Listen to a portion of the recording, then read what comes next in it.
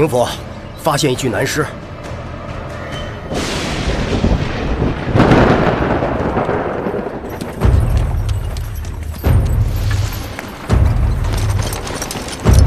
站住！退回去！凭什么？许褚已到，城门已闭，概不放行。出去，出去！鼓声未歇，城门未闭，此时入城不算违规吧？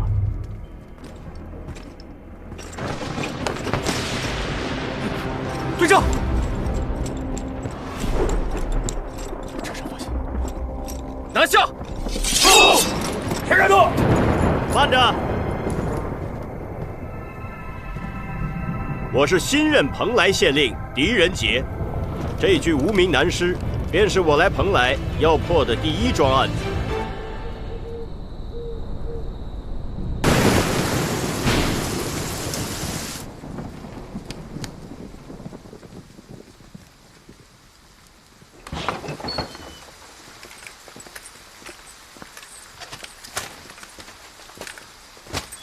哎，你吃了多少老酒啊？啊？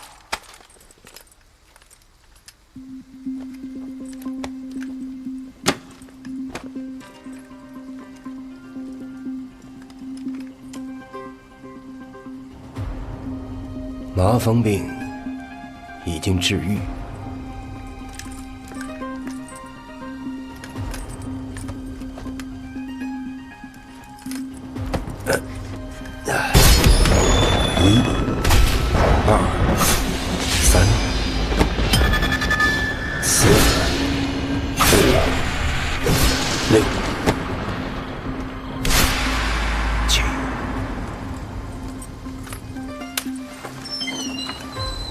我回来了，走啊！今儿给他花销。啊，私人，我不花，我不花，不花。哎，狄仁杰，狄仁杰，你的鞋坏了，你的鞋。马蓉，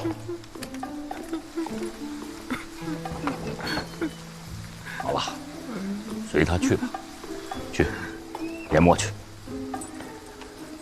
别害怕，来，把他当正常人讲话。来，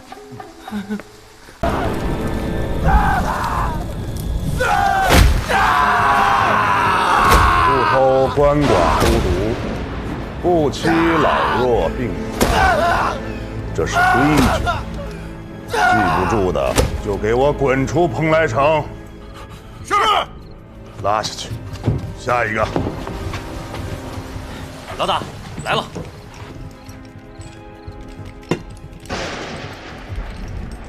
一个小姑娘家，何必大费周章？解开吧。哎，好，哎，松开，松开。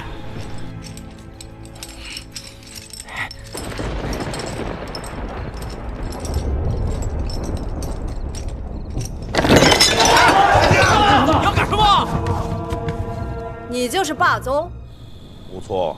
听说这儿都归你管，不错。那我倒是好奇了，你都管了，我家冥府管什么？你是官家的人。哼，不错。让他走。走，快点！什么意思啊？官家的人自有官家管，我不管。给我拉出去！安氏，别动！请神容易送神难。 我刚才听你的兄弟们说，要想在这蓬莱的街面上行走，都得按你的规矩来。我今天来啊，就是告诉你一声，狄仁杰狄冥府来了，从此以后，蓬莱这上上下下归他管，你可以歇着。自古以来，官家是官家，江湖是江湖。江湖是江湖，可你别忘了，咱们头顶上还有王法。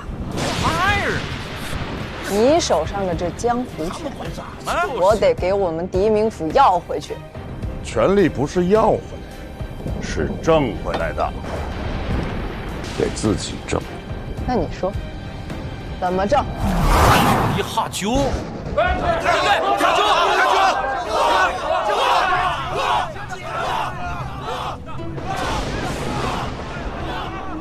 跟我蓉妹喝酒，找死吗？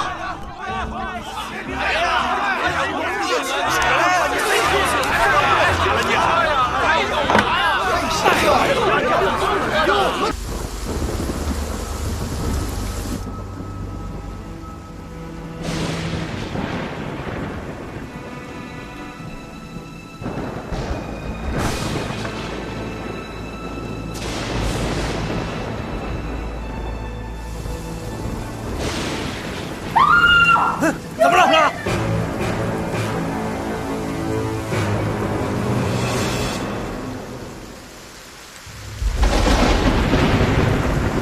哎，谁呀？谁？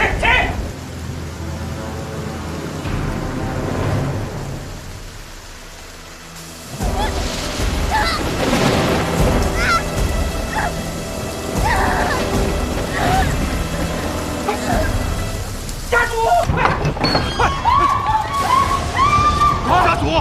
家主！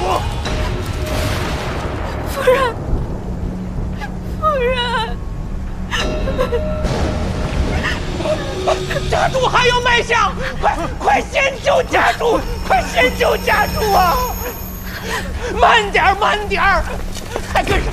哎，你怎么也跟过来了？我回书房守着去，任何人不得入内。家主。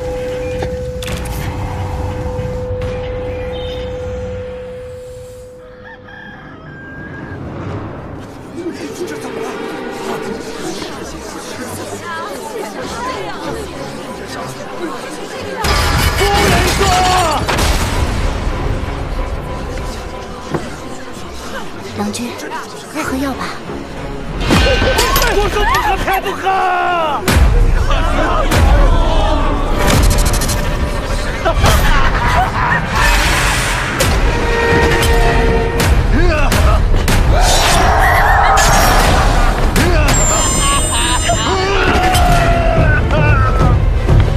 成功。等看。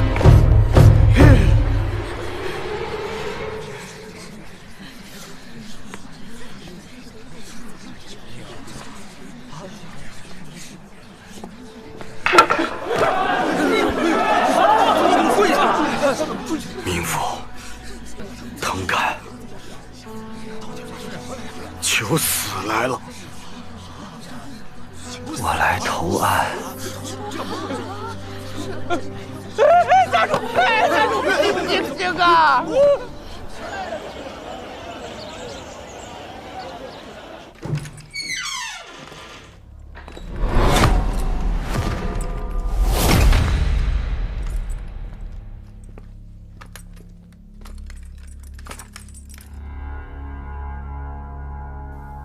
正面3刀，背面4刀，又是7刀，跟城外那个无名男士一样。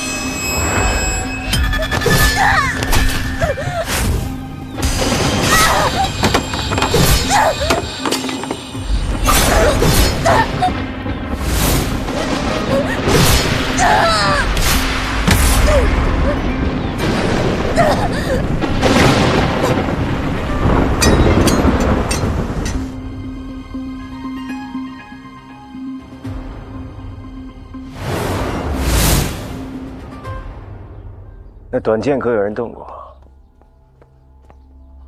我一直派人看管书房，你还不快进来？回冥府的话，回冥府，我一直在外守着，没人进来。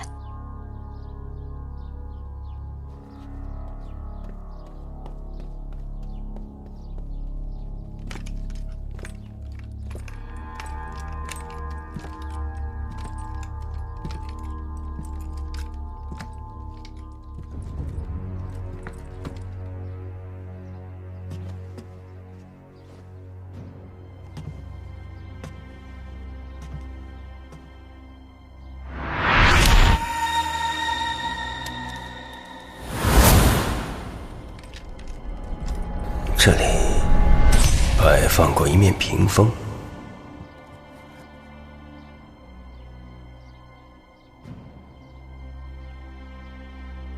冥府，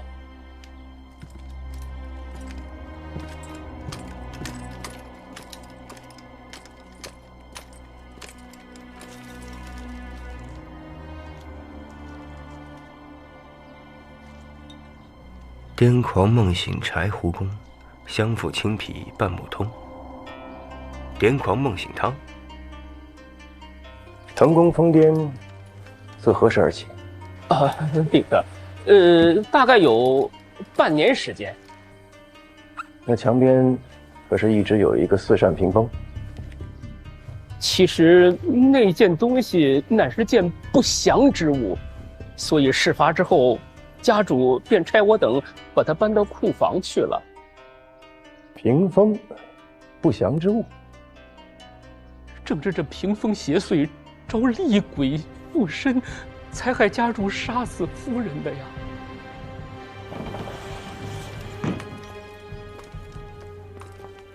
冥府，请看。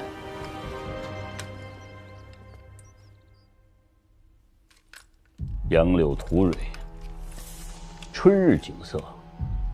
书生伏案小睡，一女子入梦，青山绿野。这画的是书生夏日复考，然后是深秋时节，书生考取功名，披红归乡，恰与梦中女子相逢。这最后一幅应该是冬日期画。哎，为什么变成了杀妻血图啊？从前真不是这样的，本应是佳偶相拥的图画，可不知因何缘故，就变成这样了。变成这样，是自何时而起？5日之前。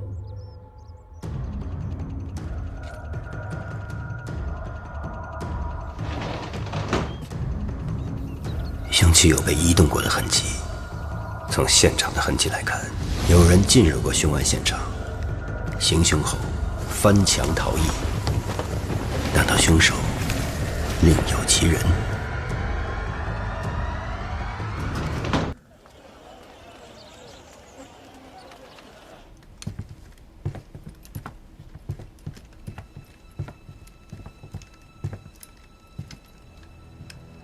清明府判我死罪。哦，快进去，快进去。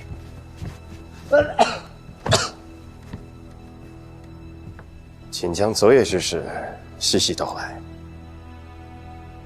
昨夜暴雨，我在书房写作，怎料癫狂症发作，是我杀了他，一定是我杀了他。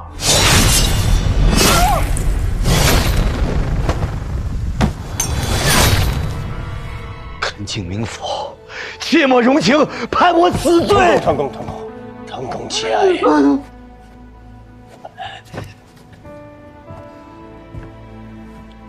案情尚不明了，请恕我不能够结案论罪。腾公不妨先回房休息，狄某自会将案子查个明明白白。判我死罪。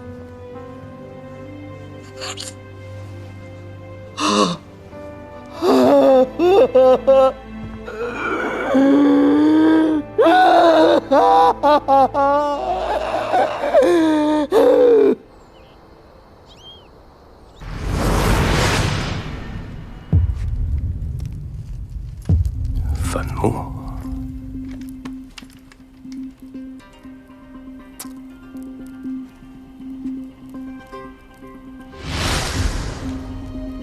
之前有碱，握笔。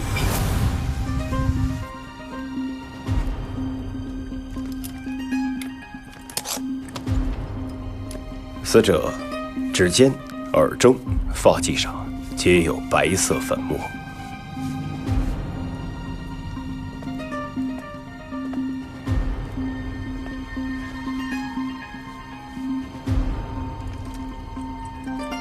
七道，为何都是七道？明父，没什么味儿啊。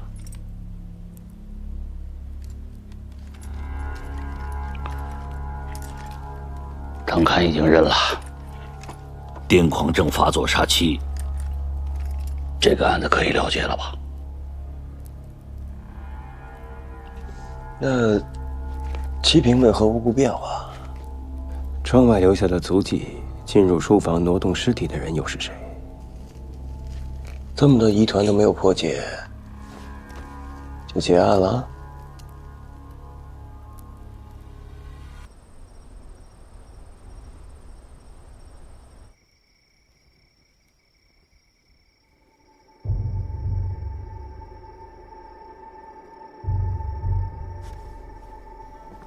藤宫悲伤过度，旧疾复发，好好休养才是。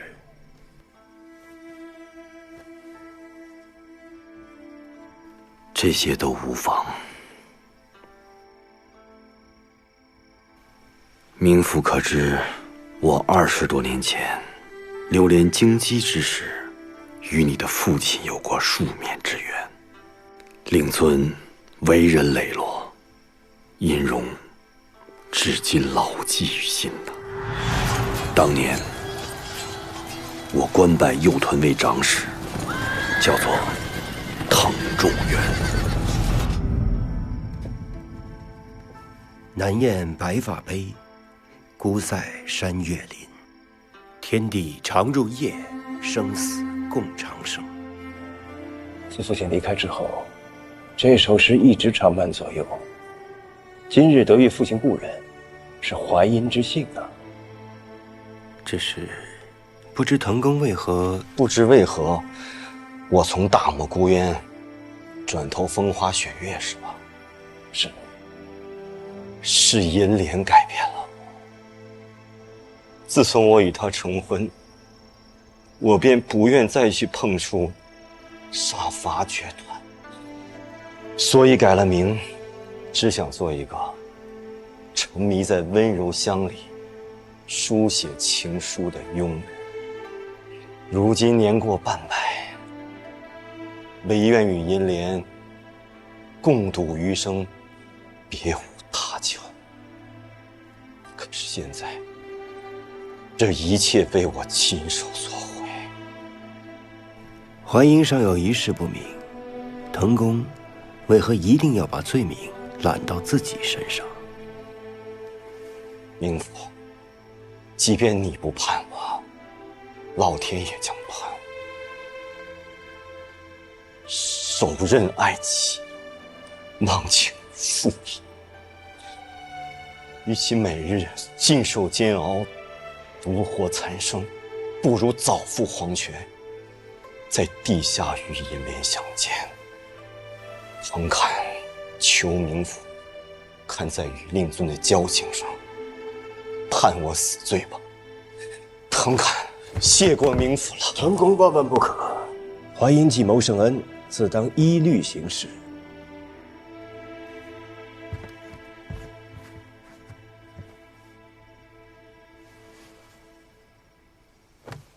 藤宫也曾在朝为官，自当熟知唐律，依唐律，癫狂病人无伤人命，当从轻论处。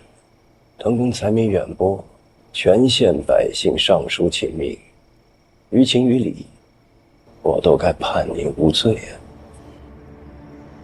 命苟存，心有死。有一事，淮阴还望滕公能够如实相告。你是想问那四七平的事儿吧？正是。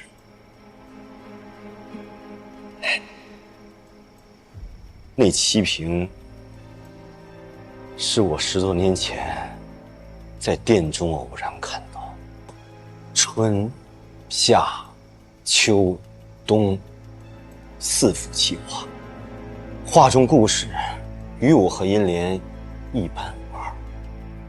梦中相见，露台相识。画中有姐妹4人，银莲出阁前，家中也有姐妹4人。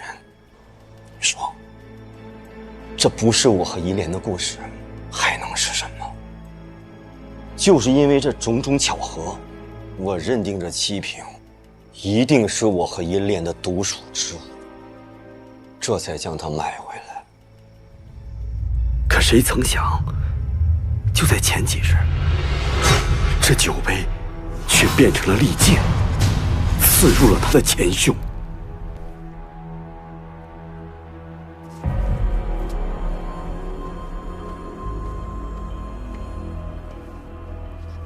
家主，我今天状态尚好，不必喝药。可是夫人亲自嘱托。夫人，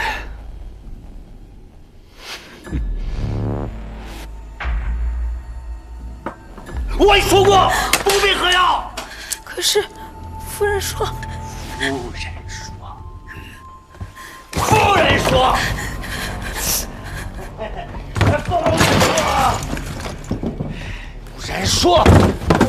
人说。夫人说。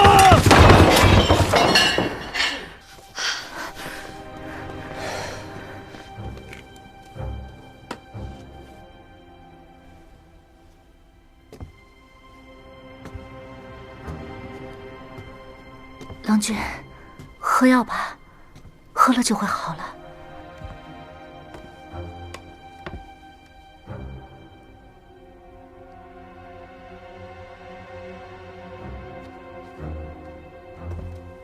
你喝。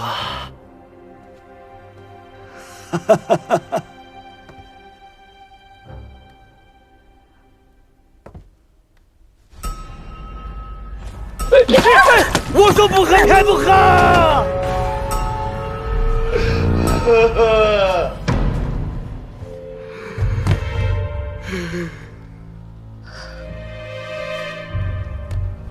郎君，没事了。对不起，银莲，对不起。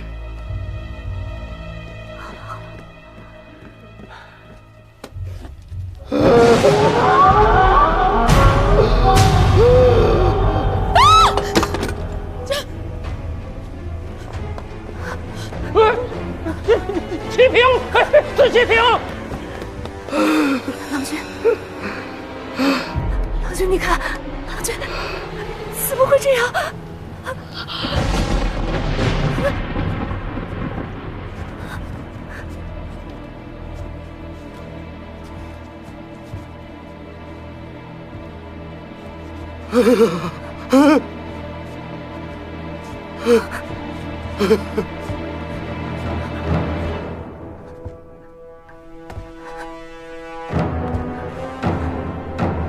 郎君，郎君，郎君，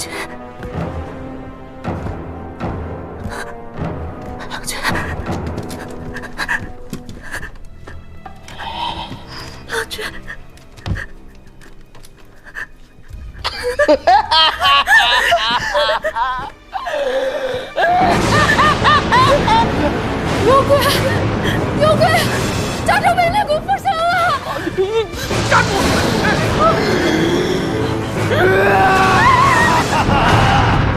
当时我的疯癫之症已经越发加深，唯恐真如七平预言一般，把银莲杀死，所以让下人们把七平锁入库房。结果到头来，我还是失了心智。滕公，可认得此画中人？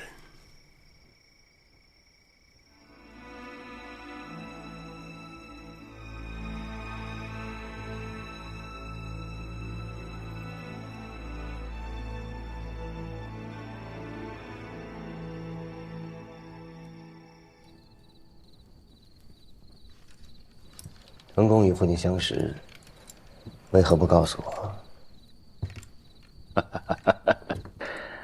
家主交友甚广，我如何全都能记得啊？更何况，那都是20多年前的事情了。不过说起滕仲元的先祖，那倒是大有名气啊。说说。贞观13年，滕仲元的先祖官封剑南道魏军镇父，本来是仕途顺畅，结果没想到患了癫狂之症，夜间发作，拔刀闯营，一连杀了17名士卒，引起哗变。滕仲元的先祖问津谢罪。从方才的脉象看来，阴虚于下，阳亢于上，确实是癫狂症。这么说来，这病会传于子嗣？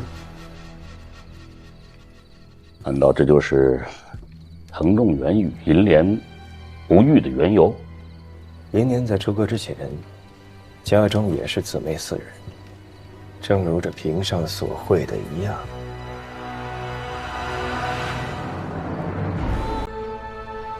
这儿就是银莲出阁前的祖屋，现在就剩下未出嫁的二姐，大家都叫她赖二娘子。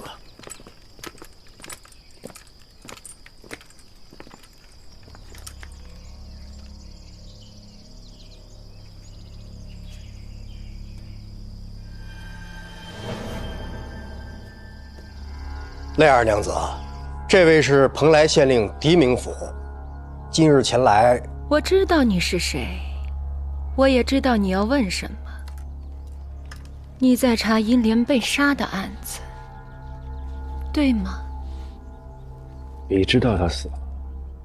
大诗人滕侃的夫人死了，这是天大的事情，瞒得过谁去？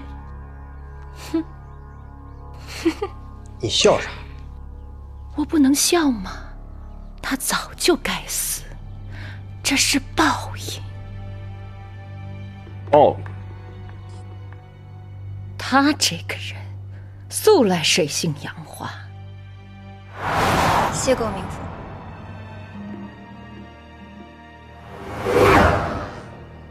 仗着美貌，竟做些隐门卖笑的勾当。与他有染的人多了，恨他的人也多了。我可听说，银莲夫人素来品行端正，恪守妇道。她与滕公伉俪情深，都是些人前的伪装罢了。恪守妇道这4个字，与他从来就不沾边。不是赖二娘子说这些话，可有凭证？要什么凭证？你去各处打听打听便知道了。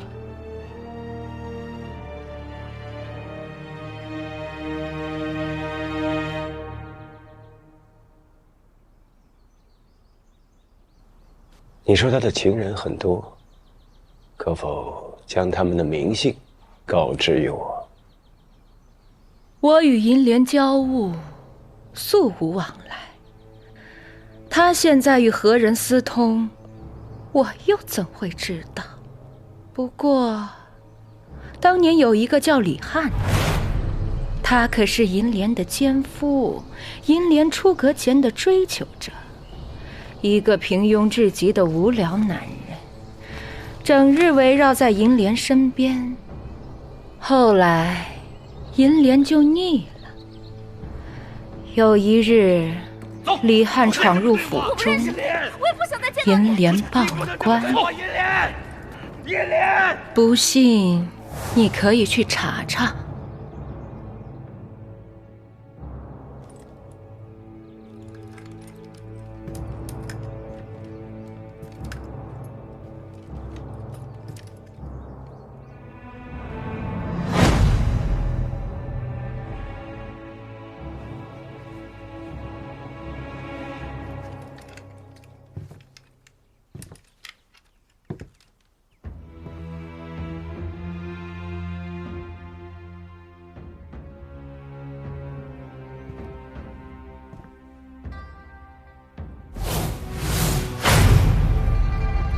那全都是我。我看这画都出自一人之手，你跟这个徐凯熟吗？我跟徐凯何止相熟，他这一辈子最爱画我。这个徐凯现在何处？他得了麻风病，后来就失踪了。那病让他本来好看至极的脸变得斑旋横生，无法再见人了。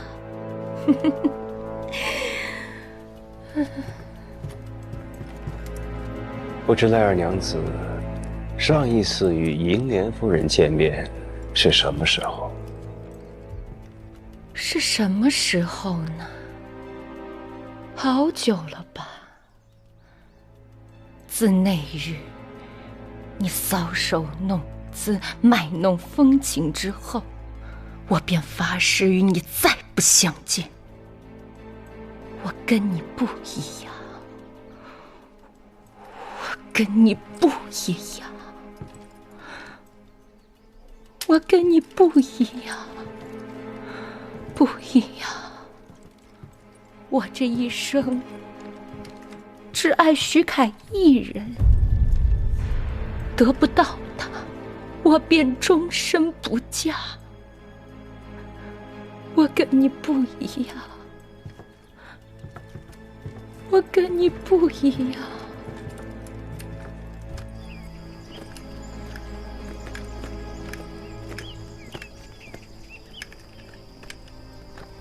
回衙之后，让红叔查下李翰的卷宗。若他所言属实，旧案之中或许能够找到银莲的牵扯。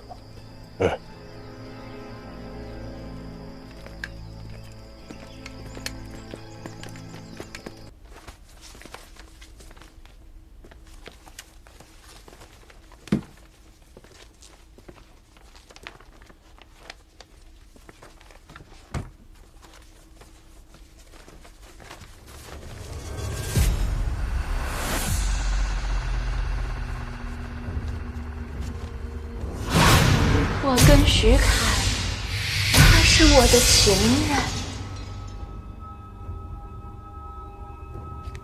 等等，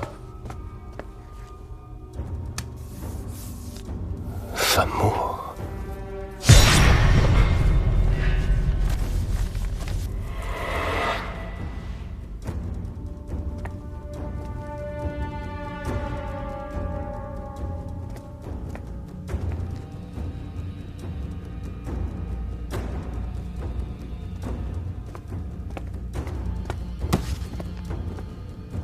这个徐凯现在何处？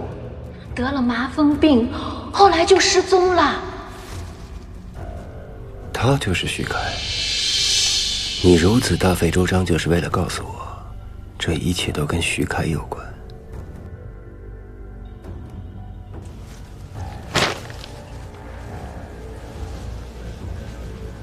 久未曾沐浴，甚至久未曾洗手，衣衫褴褛，生活窘迫，形同乞丐。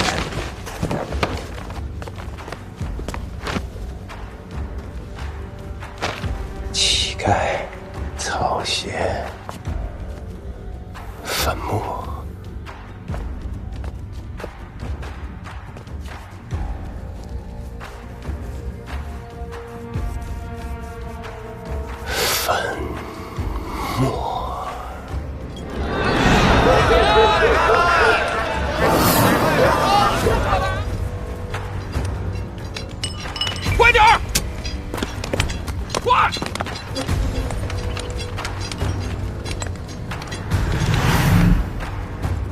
采石场。回应啊，南来二娘子啊，所言属实，李汉的卷宗找到了，只因盗窃罪，判城郊采石场劳役。果然是采石场。说你觉不觉得银莲夫人有些异状？有何异样？说不上来。嗨，算了，小戴，备马。哎，这大半夜的你要去哪儿啊？去采石场。我跟你一起去。乔彩跟我2个人够了。我能帮你。这骰子霸宗给的，一颗骰子解决一件事儿，方圆几十里没人敢不给他面子。行了，你已经许久未睡了。 2日而已，不算久。我替你试试，若真有用，你替我谢他。哎，回应啊！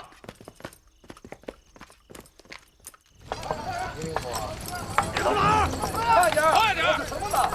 说你们跟我走，快点！没吃饭怎么的？动起来！动起来！快点！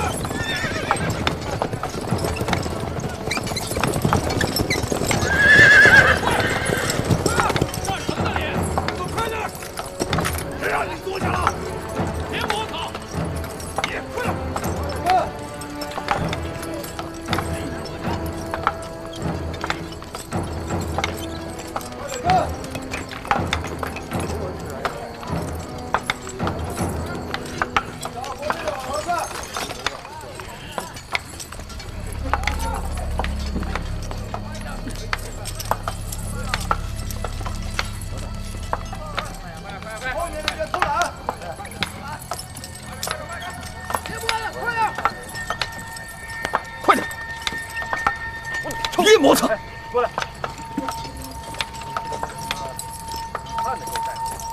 提名府，快点！快点！快点！去呀！别磨蹭！这儿不是衙门，没有酒饭招待，乌烟瘴气的，没什么事儿，二位请回吧。陈守卫说笑了。李某今日来说要见一个犯人，李汉。 那你可有刺史的公文呢？公文自然有，但陈守卫如要是见了公文，让我见不到人，这里边的干系不用狄某多言吧？快点！乔代，取公文。哎，我这里的犯人成百上千的，也不是每个人的名字都记得住。哎。 过来，去把那个什么李汉给我带过来。你忘了，这个叫李汉的已经染上麻风病，死了。对，这我倒是给忘了。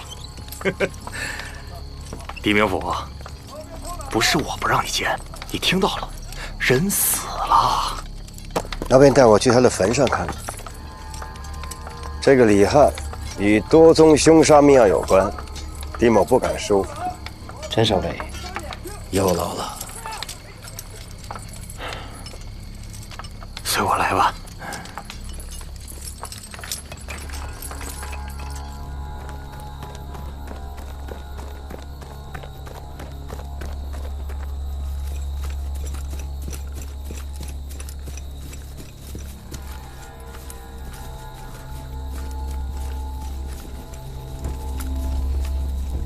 陈守卫，这儿。明府，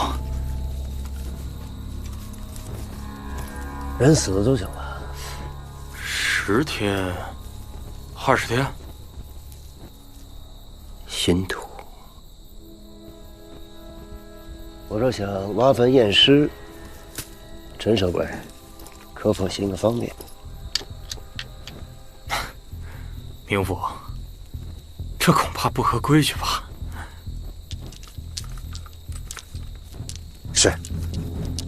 是我越权了。我屋里有犯人的名册，若是不信我的话，可以去查。那倒不必。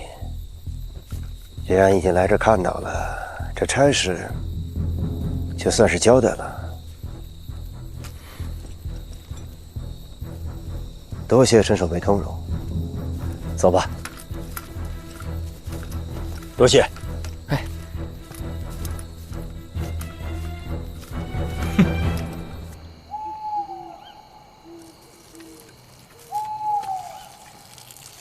明府，咱们接下来怎么办啊？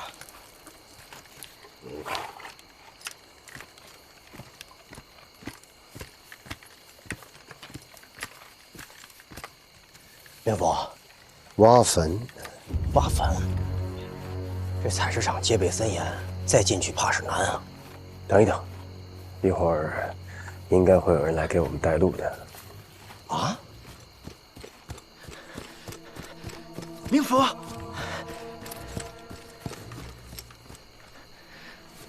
明府，你认识霸宗？他是我的朋友。即使如此，也不枉费我冒死前来了。明府，您是想挖坟验尸？是。前方有一条小路，可以避过守卫，直抵乱葬岗。两位，请随我来。请。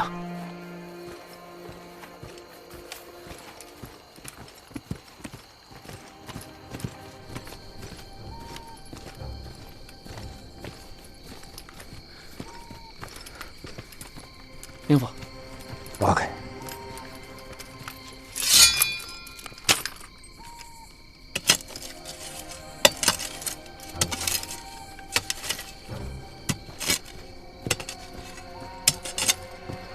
明府，这里戒备森严，若非病亡，那一定是陈守卫私自放人。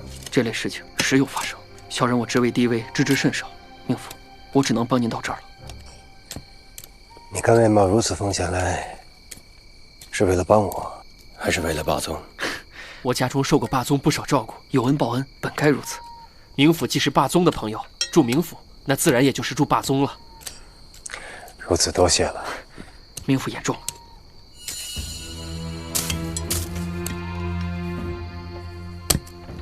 明府，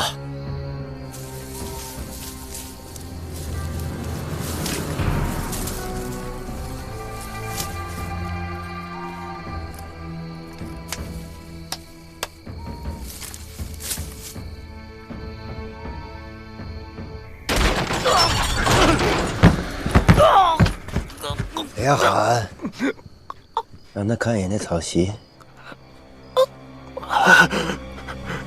那是李翰。我再问你一遍，李翰在哪儿？你无权问我。自使的文书也不管用。有吗？没有。那你就是家仇共文，你家仇共啊！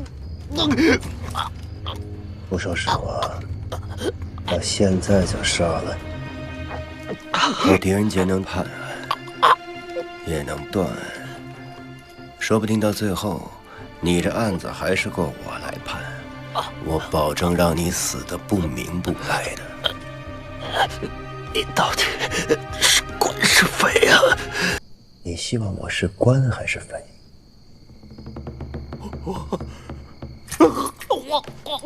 我说是，你害他跑了。他一个身负刑具的逃犯，能跑得出你这戒备森严的采石场？杀了他！我放他！你为何这么做？有人用钱赎他出去。谁？我是真的不知道。一身长衣，头戴斗笠，黑纱照片，全程一言不发，只是拿钱，然后在名册上点了李翰的名字。我做的可是掉脑袋的勾当，不问对方底细，我也有好处，自然不会深究啊。你还是个惯犯。不，我是一时糊涂。他什么时候走的？10日之前。不过他真的一直患有麻风病，此事绝非虚言。就算我不放过他，没有几日他也会死了。交代。你好自为之吧。事后会有人来处置你的。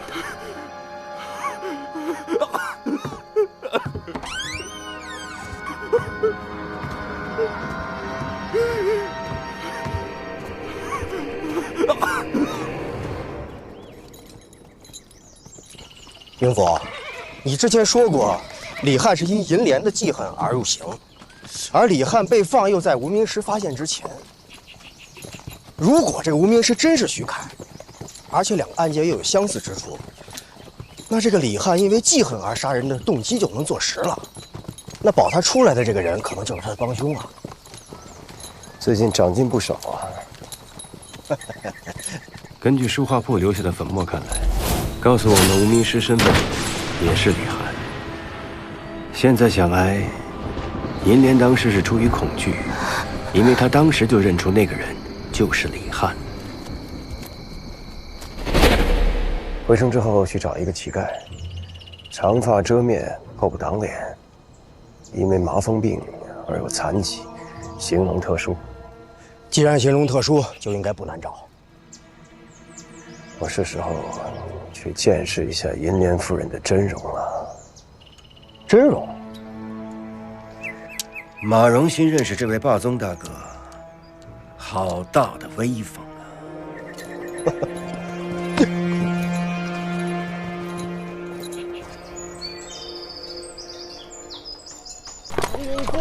见见他们吧，真是让人担忧啊！都怎么样了？让我们见一面吧。姬老爷嘛，明府，来，随我来。明府，各位，今日这里面各位请回吧。哎呀，明府啊，您到的正是时候啊。其实家主已经将自己关在夫人房中整整1天了，又水米未进，我等正在犯愁。啊，是本宫与夫人并不同房。您有所不知，其实家主在作诗之时呢，往往是不分昼夜，恐怕会影响夫人的正常休息，所以一直分房而居。我就在这里。家主，明府来了。家主，明府来了。我等等。这，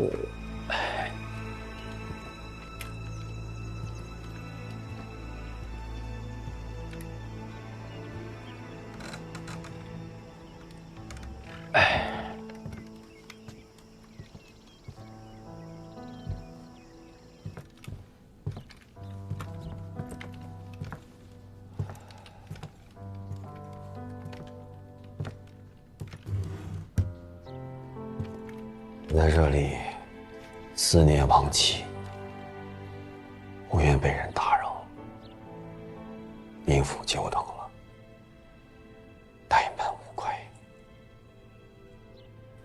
这里没有外人，还是叫我淮阴吧。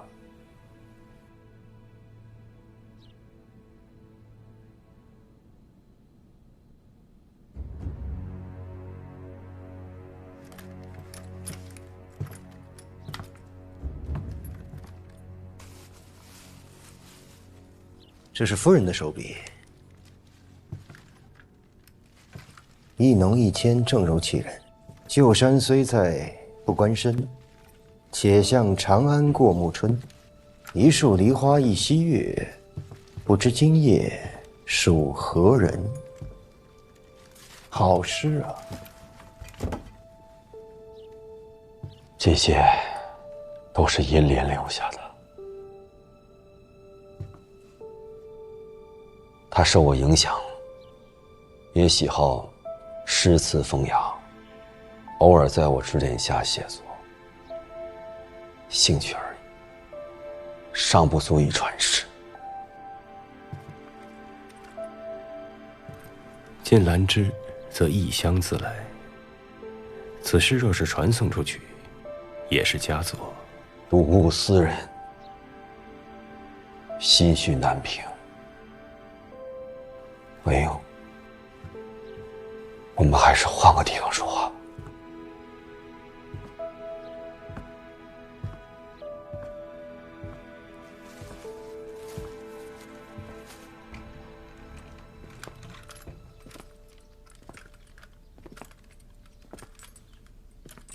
明府，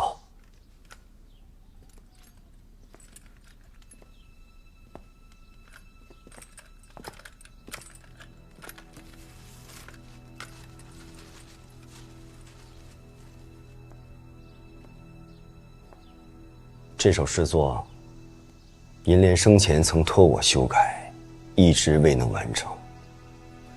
如今已经改好，却已经来不及让他看见了。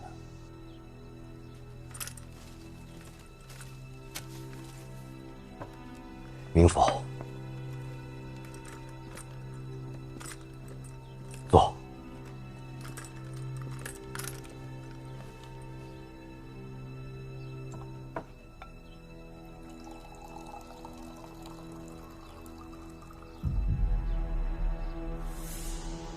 我在朝时，官拜右屯为长史。这马鞭是我当年所用。去之后，我一直把它带在身边，也算是纪念我数年戎马。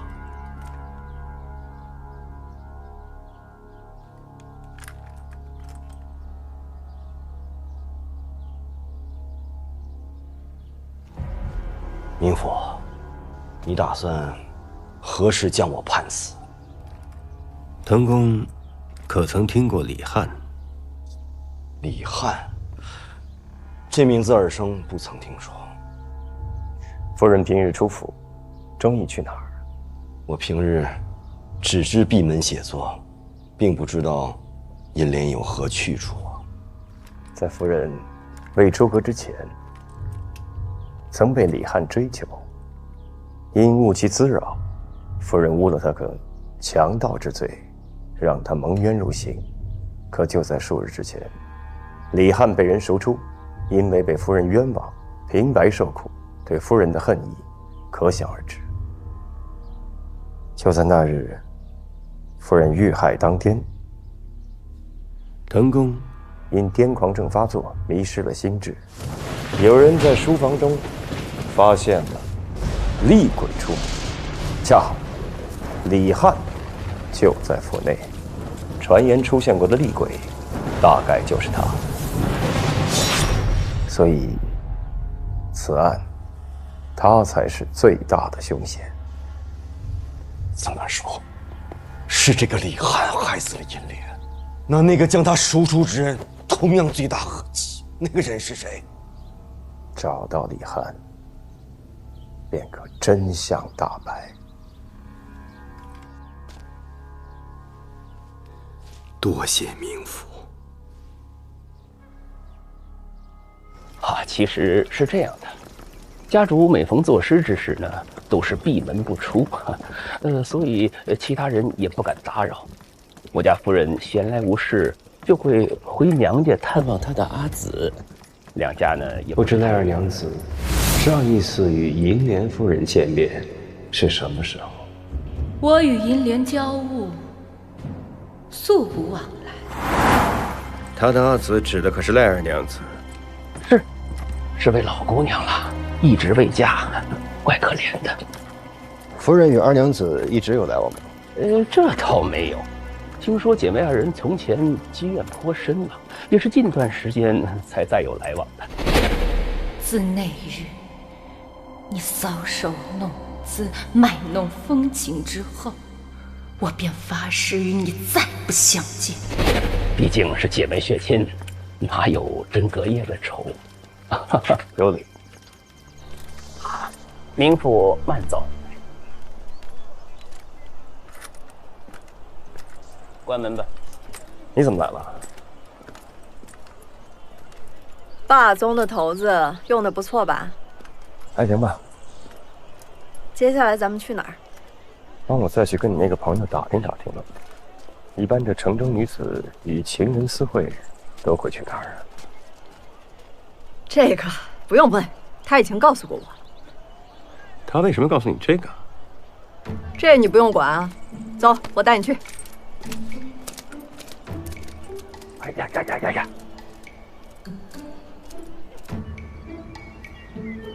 哎呦，贵人来啦！小二，两位，来，来，里边请，里边请。一不吃酒，二不听曲，向你打听个事儿。啊，我们这儿就是吃酒听曲的地儿，打听事儿，那您可是来错地方了。官府查案，我是狄仁杰。哎呦，狄明府啊，这奸夫有眼无珠。听说你们这儿有一间房，专供人幽会用，可有此事？哎呦，你看我们这是寻花问柳所在，不接待什么贫富贫富。只要不违反大唐律令，别的我不管你。是，只是我们这儿确实不做这桩生意啊。您若再问，我也只能如实回答。不瞒您说，我这儿确实有一间房，明府，你也要替我想想啊。在哪里？已经被人承包出去了。谁包的？来人黑纱蒙面的，我确实不知道是谁。带我去看。这恐怕不太合适吧？看来霸宗这头子不太管用啊！哎呀，大人，我没说不带你上去看的，就在楼上啊。那二位随我来吧。来，大人请。哎呀，看来这县官确实不如县管啊。便是这间了。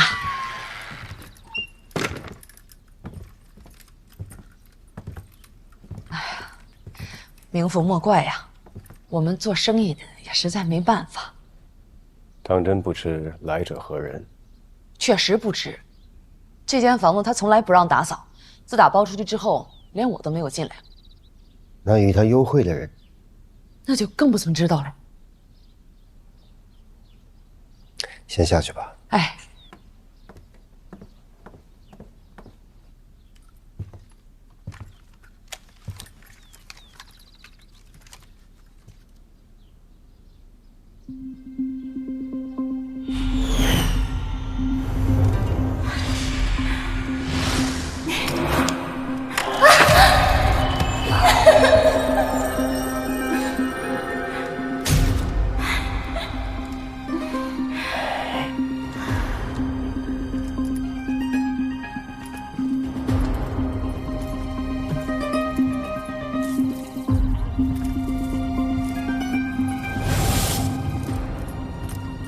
明府，这有字儿。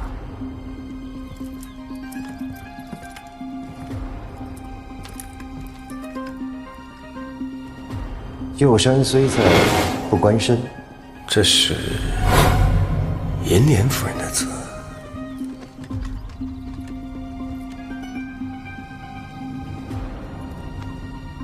这怎么还有朵花啊？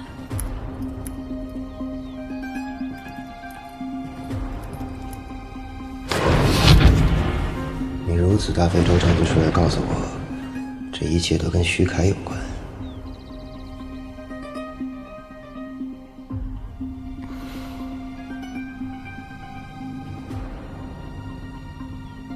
徐凯，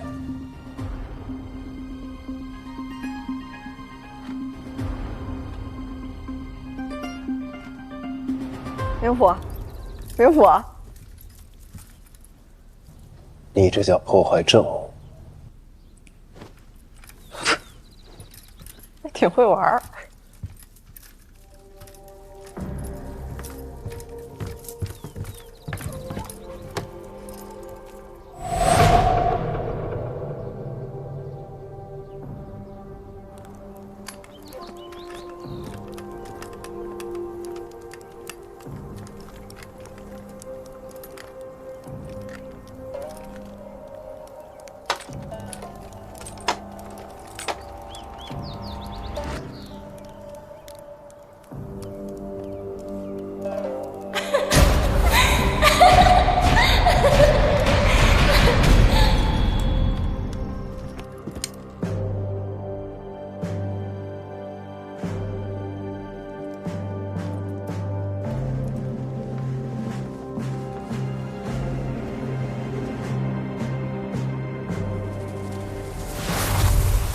那全都是我，他这一辈子最爱画我。画中有姐妹4人，银莲出阁前家中也有姐妹4人，这不是我和银莲的故事，还能是什么？这个是我们的故事。那这屏风有名字吗？4七屏吧。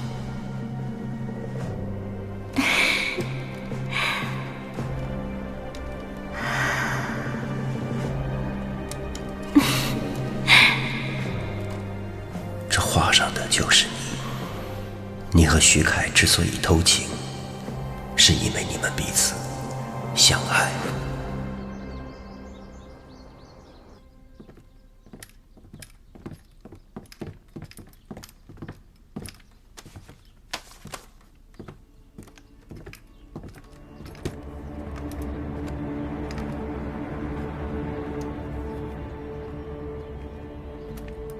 我想听你讲讲李翰的故事。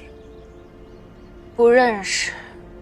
当年就是在此处，他被府中仆役拿下，还是你告诉我的。我忘了，不行吗？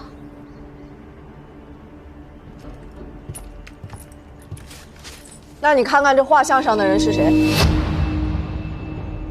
徐凯，是徐凯，死了。他是怎么死的？是谁杀了他？你如何知道他是被人所杀？是谁杀了他？是他，一定是他。是谁？是我，是我害了你，一定是我害了你。不，是银莲。不要脸！水性杨花的东西，你都已经嫁为人妇了，为何还要纠缠我的徐郎？我和徐郎的事情不需要你来评价，而且徐郎从未喜欢过你。你胡说！徐郎是喜欢我的，他只是不愿意说出来。他是阿紫，你还要骗自己到什么时候？你知道什么？不，是银莲这个贱人。如果不是他，你怎么会死？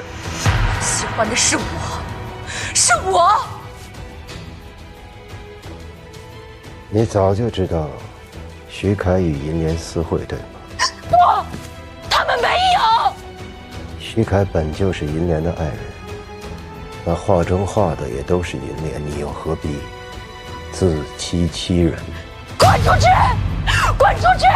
你们全部都给我滚出去！不，不，这不是银莲，这是我，这是我。徐凯只画我，徐凯只画我，这不是银莲，这是我，是我。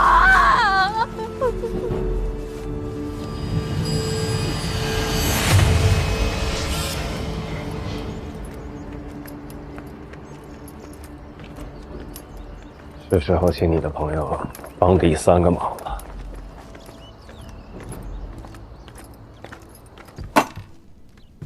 3个头的3件事都办完了。这第1颗啊，用在了采石场；第2颗呢，在妓馆。这第3颗嘛，我要你帮我放个风出去。放风？什么风？银莲没死。哎，有个事你们知道吧？什么？滕夫人被救活了。啊？滕夫人没死啊？对，受那么重的伤都被救活了。什么大夫这么厉害啊？听到了，滕夫人没死。哎呦！哎，老李，听说了吗？滕夫人还活着啊！哎呦，太好了，万幸啊万幸！滕夫人还活着。哎呦，滕夫人被刺了那么多刀，依旧被救回来了。哎呀，哎呦我的天哪！你都不知道，那被扎的没有人形了。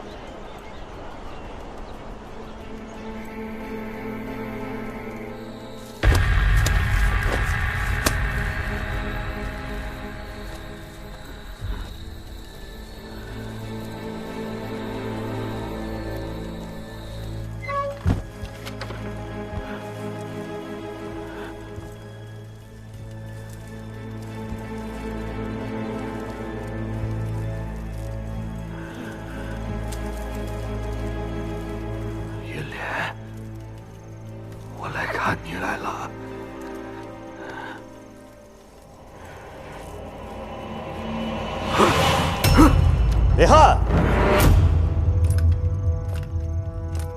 随我回衙门去。我不跟你回去，不去。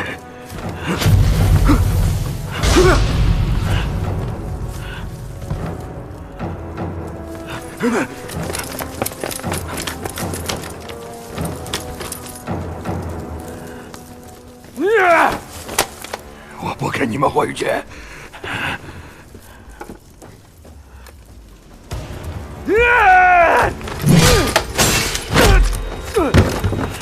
勿要伤到性命！我不跟你去衙门！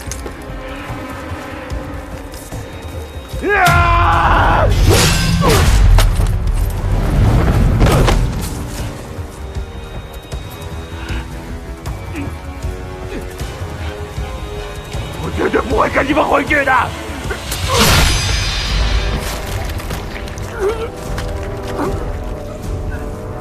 我想赢。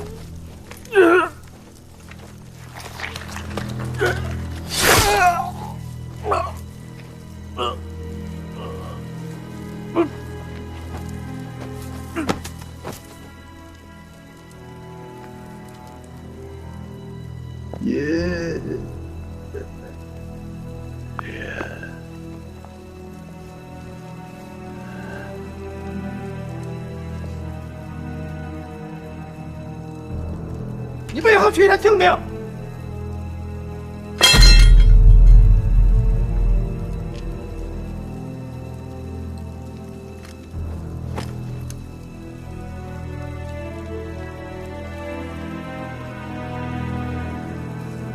银莲，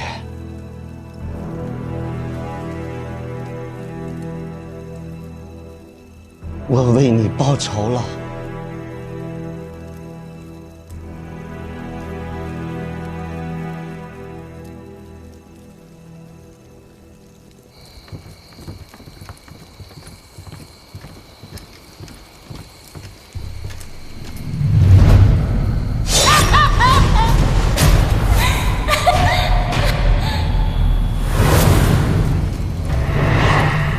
等一等，等！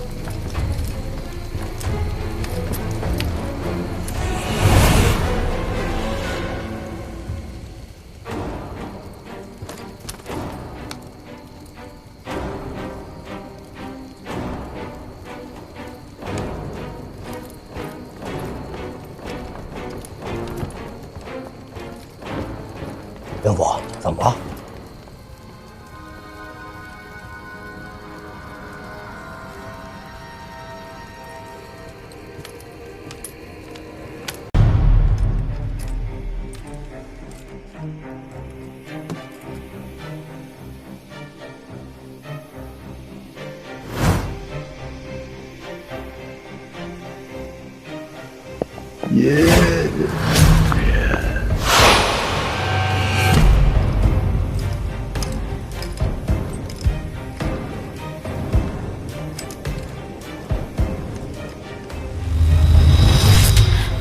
发丝被截去了一截。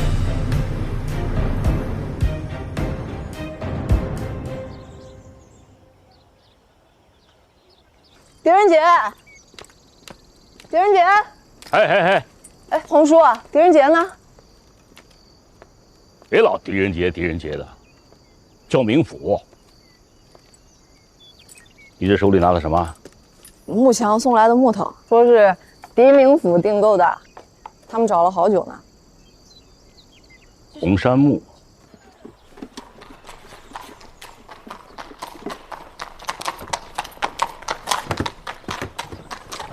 明府，哎，明府来了，您稍后，我这就去请家主出来。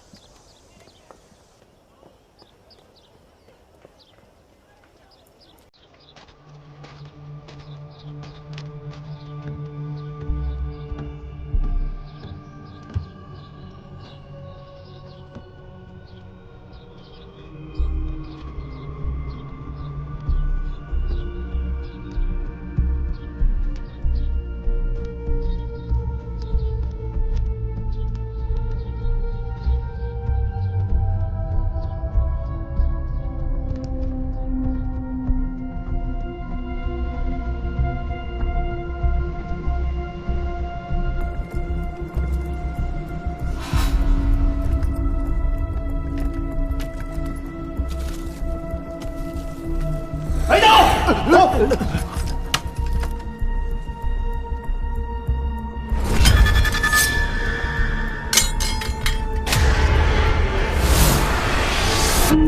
英，来了，来了。是你助我大仇得报，多谢。你应该也听说了吧？我很快就要离开蓬莱。离开之后，去哪里？无非是山林乡野。我除了写诗，一无所长。既然苍天留我残生，除了以诗寄情，怀念一联。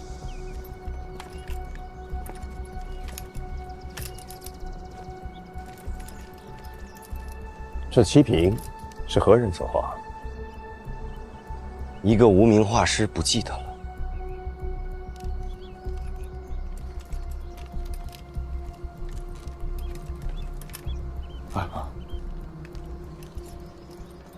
如此，怀英不打扰了。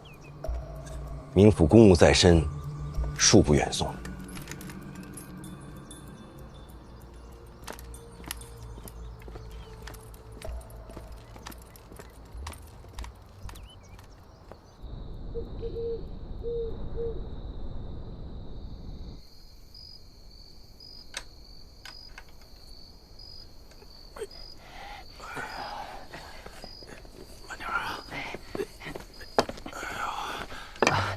冥府，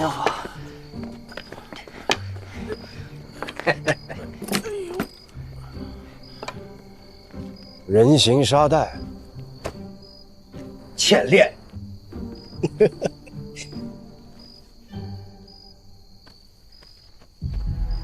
你这后背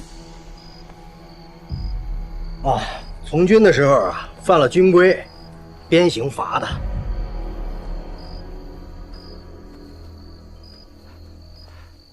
冥府啊，这画若是无用，明日我便还给画铺掌柜的了。啊，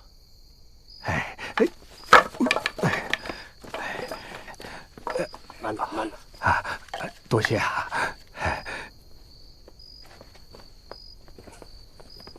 怀英啊，怀英，来，我让你看看东西。你看，这是，你记得案发现场满地的花土吗？这些土就是从你的脚底发现的。我觉得这个石粉和花土是不能融为一体，所以我就去查了一下。查到什么？笔蔓子。你应该知道它是干什么用的吧？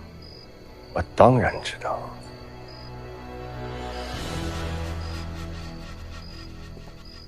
乔太，备马，我要去请腾公。在他离开蓬莱之前，我想请他和银莲夫人再见上最后一面。银莲夫人在验尸房躺着呢。我就是要请他来一趟验尸房。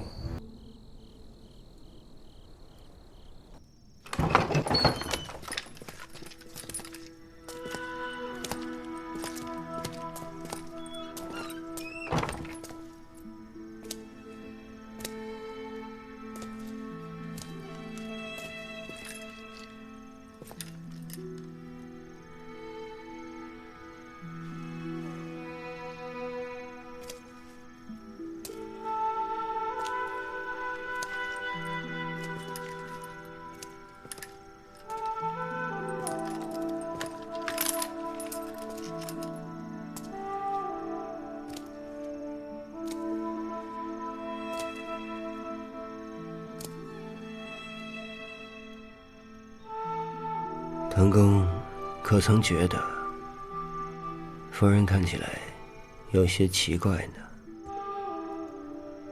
他额前的头发被剪短了。这是谁？是谁？不是我。我知道。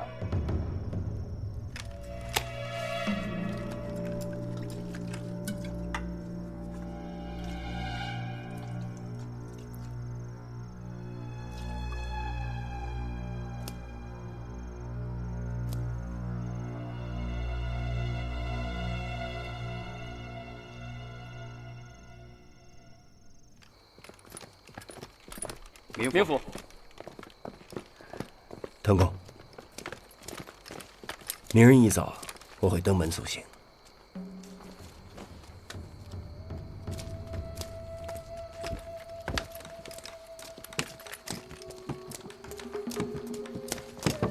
马肉，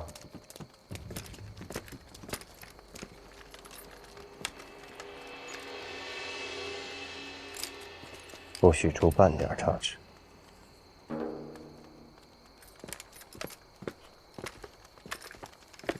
华英跟你说什么？哎，华英啊，我是你华英啊，大叔，你瞒着我？什么事儿你还瞒着我啊？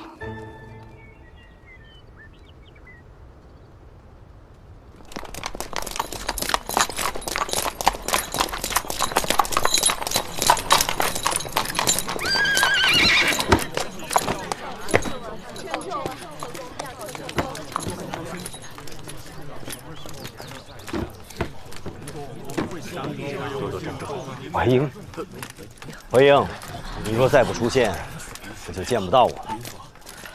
不会的，今日你一定能够见得到我。齐平呢，也一并带走吗？那部香之物带走有何用？临走前一把火烧了就好。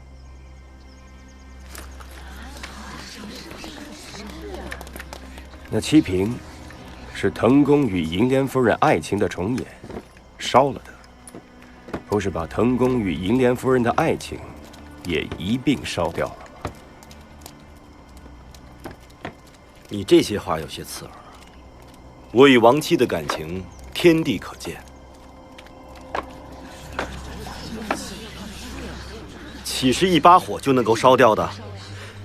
别着急，容我将齐平恢复原样，全当是送作腾公的离别赠礼吧。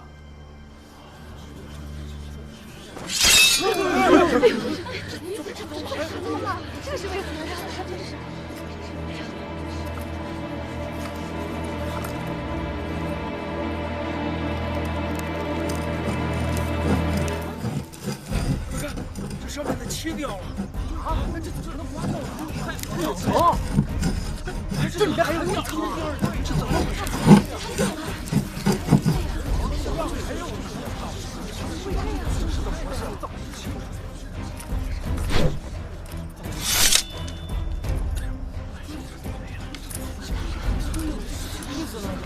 那杀妻图，便是由特殊颜料绘制，一遇热水便会显现。我将那特殊颜料刮去，原来的画面便会显露出来。那日，你将一碗热汤药泼于其上，便制造出了一幅触目惊心的杀妻图。那日我疯癫之症发作，举止失控，不记得了。当真是犯了疯癫之症吗？不然呢？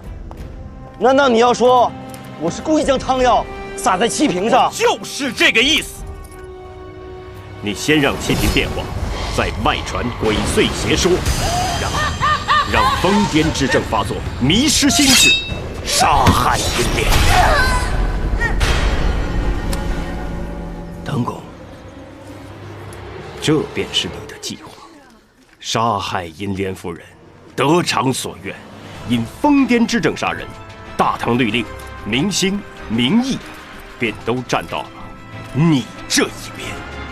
银莲是李翰所害，这是你冥府断的案。我是说，找到李翰，便会真相大白。我可没要你杀人灭口。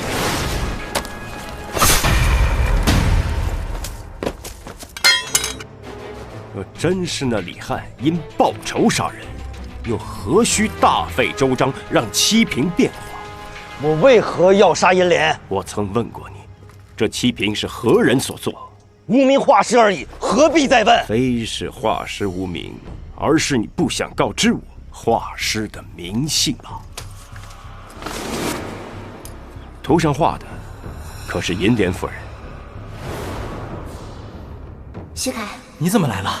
来，这里有点乱。没事，挺好的。屏风画好了啊，快好了。这是金榜题名。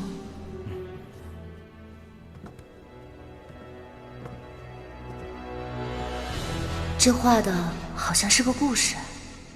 这个是我们的故事。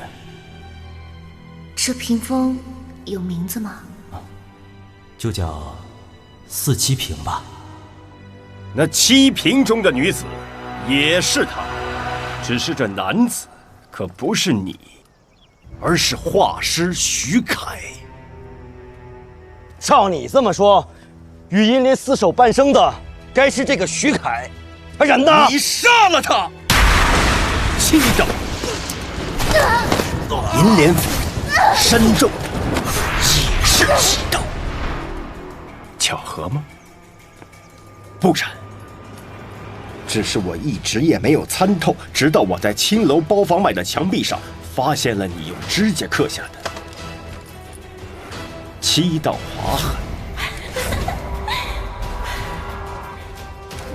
你跟踪徐凯和银莲夫人私会，一共7次了，1次1刀。好好看看我的指甲，有什么抓痕？没有。指甲已经又长出来了，可那日我在为你诊脉之时，确实看见了指甲的磨损。只可惜那个时候，我没有怀疑你说。你住口！没有证据就不要妄言。狄仁杰，你构陷我唐凯无妨，若要污蔑银莲与他人通奸，我定不饶你。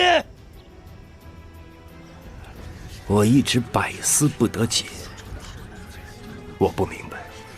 一个男人如何能够忍受如此屈辱？直到我在银莲夫人的房中，发现了你的诗作。旧山虽在不关身，且向长安过暮春。一树梨花一溪月，不知今夜属何人？你说你在为夫人修改诗作，旧山虽有不关身，且向长安见暮春。你把你的印记强加在了夫人的诗作上，企图占为己有。只可惜啊，你耗尽了心思，却越改越不如原作了。狄仁杰，你个明经科出身的末流读书人，也配评价我的诗作？狄某确实没有诗才，可也不是一个沽名钓誉之徒。有人曾对我说过，男情女爱不过是相聚时浓，相思时烈，离别生愁绪，痴情生猜疑，多情惹记恨。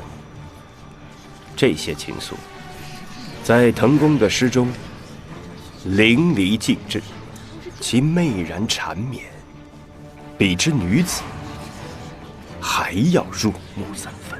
可现在想来，不是滕公心思比女子细腻，而是这些诗作本就是女人所写。若非如此，滕公怎么会明知道旧情人与银莲夫人私会，却还能强自忍耐？只因你比其他人都更需要银莲夫人的诗稿。徐凯，就叫四七屏吧。这画的好像是个故事，是我们的故事。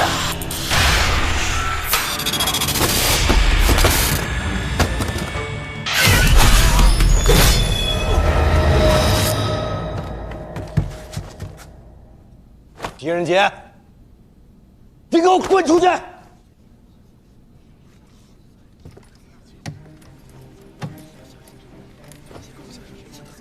还记得你说过，那马鞭自军中之后便再未用过。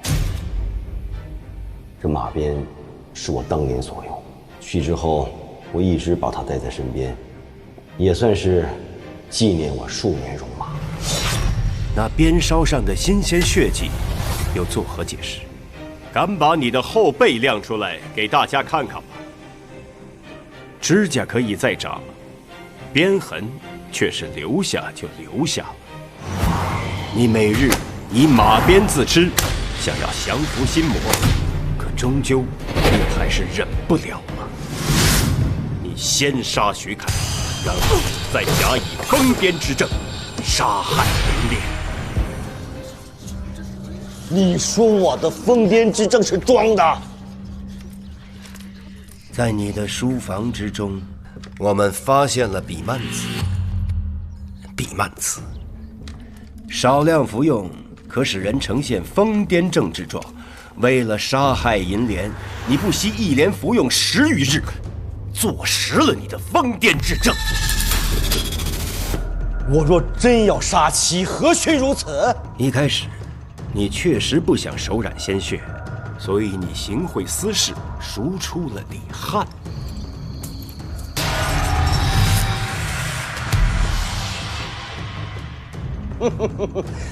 你的话越发不着边际了。我唐侃在蓬莱无人不识，若是去采石场赎人，那司事定能认出我来。你把司事叫来，我与他当面对质。我什么时候提过采石场？对呀，这是没说过。你怎么知道那李翰在采石场服役？此事不难推断。你把司事叫过来，我与他当面对质就好。不必对质了。去采石场赎人的确实不是你，而是赖二娘子，银莲夫人的阿姊。她为何要这么做？这事你应该问他，不该来问我。个中缘由你清清楚楚。银莲夫人每每以回府探望二娘子的名头外出，此事管家可以作证。夫人与二娘子一直有来往吗？这倒没有。听说姐妹二人从前积怨颇深了，也是近段时间才再有来往的。你若早知二人交恶，那么银莲夫人便是在撒谎了。你明知道赖二娘子深爱徐凯，而徐凯麻风病愈后又与银莲再续前缘，你利用了其恨心起，让他赎出李翰。若不是李翰这只拦路虎，你就成功了。他知道你杀了徐凯之后，必生杀妻之意，只能一次次的潜入府中，意图保护银莲。你知道他不敢报官，便顺理成章的利用他，成功的转移了我的注意力。你是个薄情寡义之人，自然想不到李翰因银莲而蒙冤入狱，却至死深爱银莲。这断发便是凭证。这样的一个人，万万不可能生出杀心。好一段爱恨纠葛的故事，感人肺腑啊！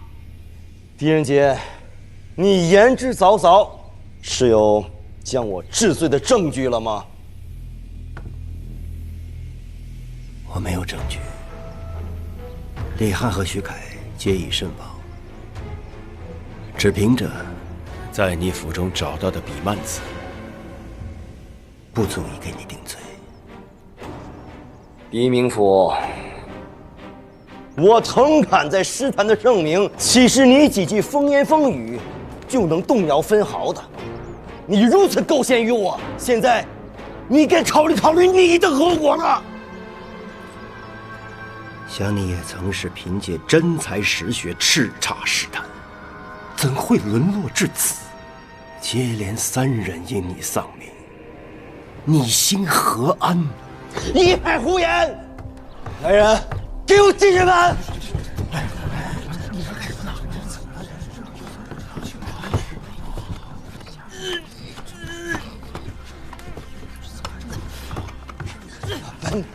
啊！来，抬！变成石头。石稿呢？我的石稿呢？在这儿呢。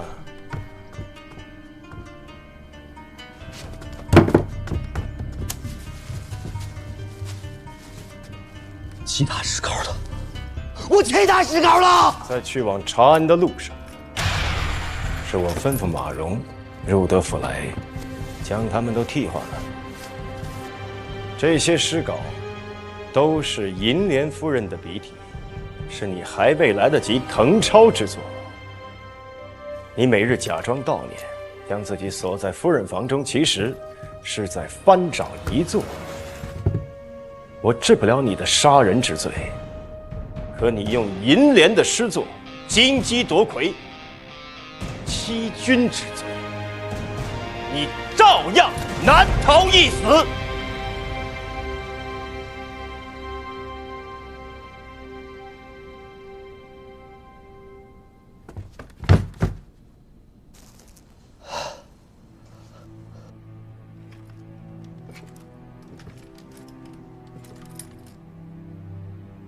成公，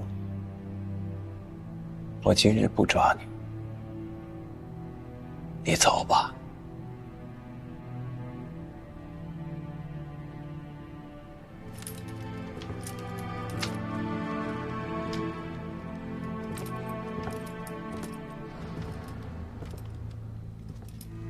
可是你要记着，今日之后，你的一切虚名就是个笑话。